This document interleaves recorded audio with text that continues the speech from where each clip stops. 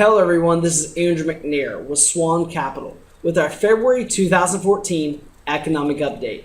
In this month's video, we're going to be talking about some of the major events that moved markets last month. And we're also going to be discussing what might affect us in the days and weeks to come.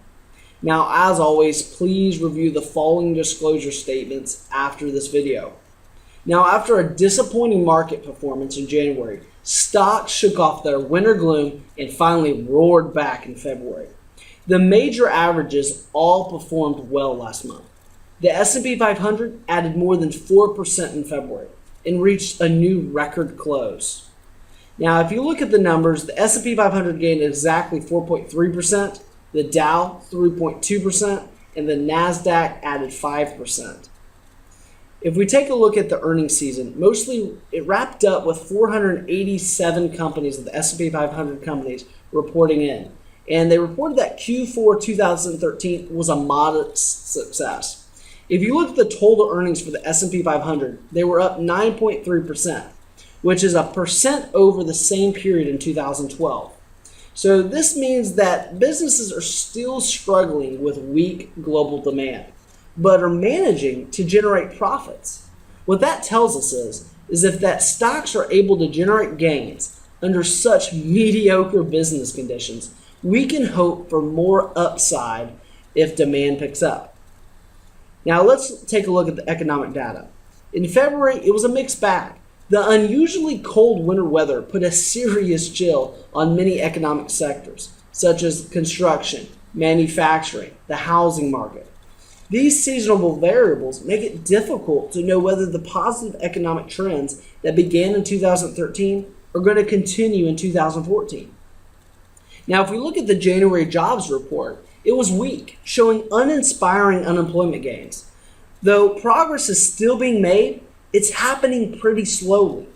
On the other hand, winter weather may have also affected the job hunt for many Americans, meaning we can hope for better growth once the weather warms up.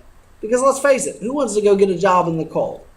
Now, on a more positive note, consumer confidence ticked upward at the end of February as younger Americans registered increased optimism about the economy.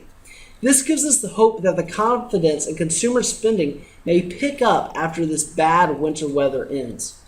Overall, we're inclined to hold off on drawing any conclusions about the economy until we see more and more data. The new Fed chairman, Janet Yellen, spoke before the Senate at the end of February, and she reassured markets that tapering would continue unless she saw economic data that warranted a pause.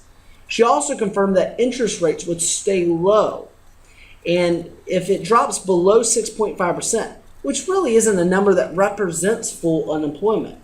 We're glad to get more guidance, though, from the Fed and confirmation that the Fed economists are carefully weighing this recent weather-affected data. Stocks tapered their rally somewhat at the end of February, though, due to the fears and the political unrest that's existing in this Ukraine civil war. The Ukraine's president was ousted last month after weeks of widespread protests, as you know, and analysts are really worried about what that's going to mean with Russian oil and natural gas supplies.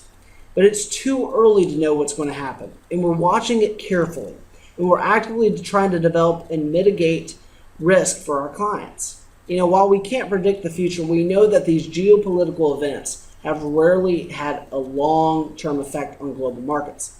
It's really typically temporary. But looking ahead, investors will probably see more volatility as traders digest the news from Ukraine and look for more clarity out of this economic data. However, hopefully we'll get a strong February jobs report, and warmer weather will show investors that the market still has a lot of upside. Now, I do want to share with you some upcoming events. Here at SWAN Capital, we have a couple client events that you want to reach out to our Clients Relations Director, Denise, if you haven't RSVP'd already for.